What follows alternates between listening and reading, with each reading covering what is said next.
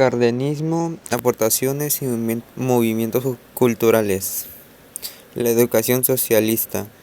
La educación que el gobierno cardenista promovió con respecto a la educación fue uno de los puntos controversiales de su gestión, porque por promover la educación socialista.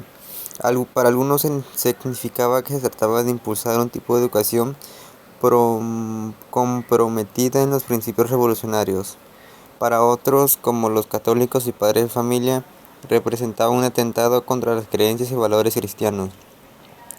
Luego de eso, la sociedad se polarizó por la aplicación de esta política.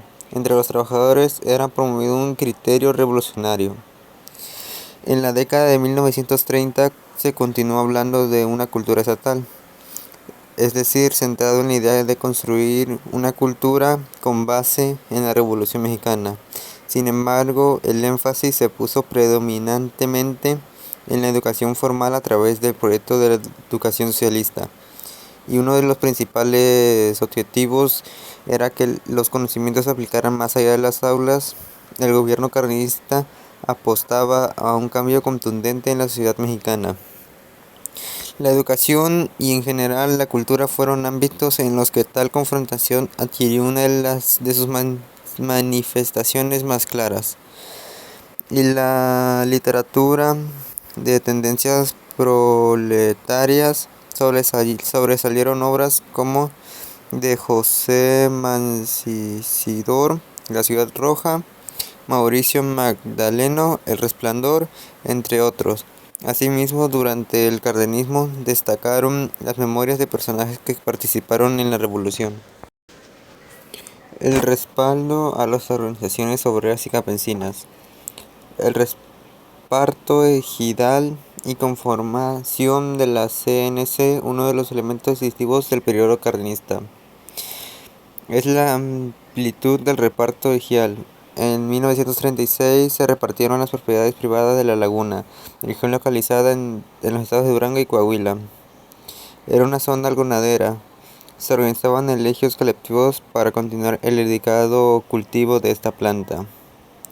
Fueron apoyados por el Banco Agrícola y por el Banco Nacional de Crédito Ejidal. Desafortunadamente, la corrupción de funcionarios y líderes surgió rápidamente desde el reparto de La Laguna.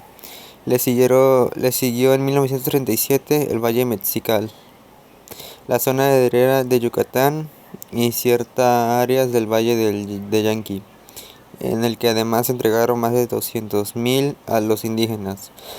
La mitad de la superficie de la mejor calidad del país irrigada pasó a manos ejidales.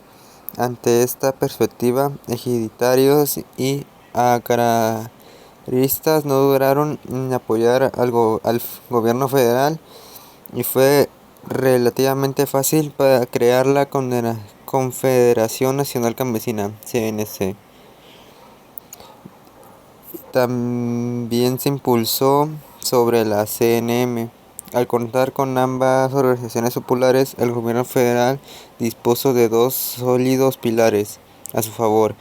Necesitaba de estos para mantenerse fuerte, pues había sectores de la población inconformes con el rumbo cardenista. Reparto agrario.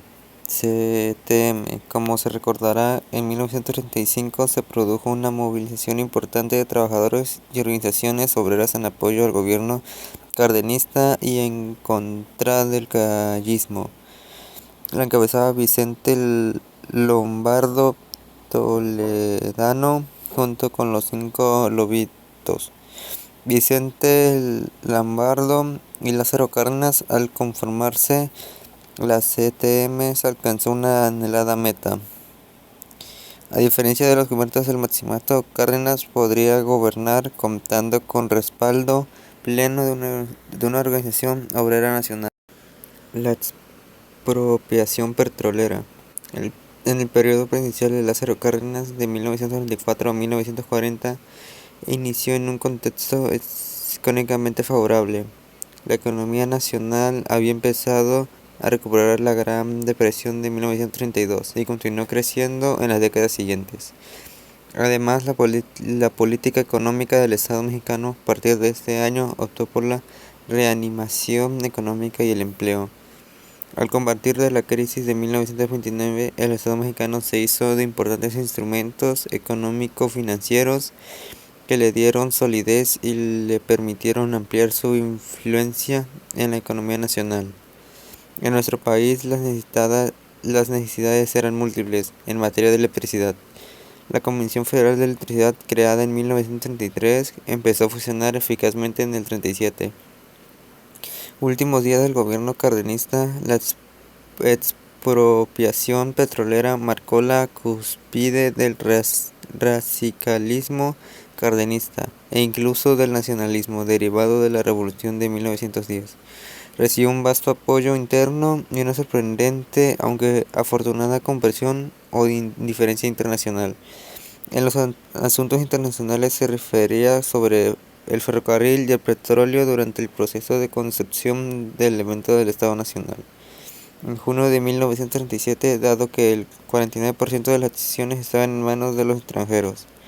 En términos políticos, implicó un acto nacionalista y un pacto importante con los trabajadores ferrocarrileros, a quienes entregó la administración de la red en 1938.